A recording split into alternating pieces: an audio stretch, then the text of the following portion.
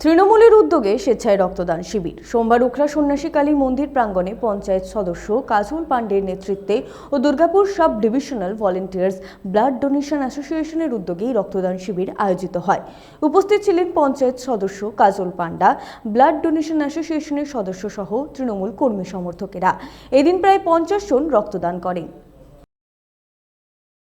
চেষ্টা করি ব্লাড ব্যাংকে থ্যালাসেমিয়া বাচ্চাদের রক্তের যোগান দেওয়ার জন্য। আর আমার মনে হয় সবচেয়ে বড় উপহার জন্মদিনে রক্তদানের চেয়ে মহৎ কাজ হতে পারে না। আমি রক্ত নিয়ে কাজ করি, আমার সংগঠন হলো ডোনার্স ক্লাব, ওটা পশ্চিম বর্ধমান জুড়ে আমি রক্ত জোগাড় দিই মানুষের।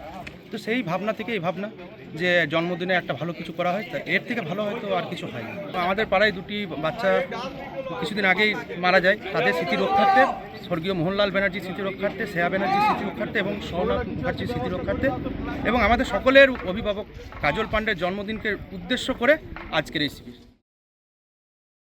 প্রলয় বন্দ্যোপাধ্যায়, 99 নিউজ বাংলা, উখড়া।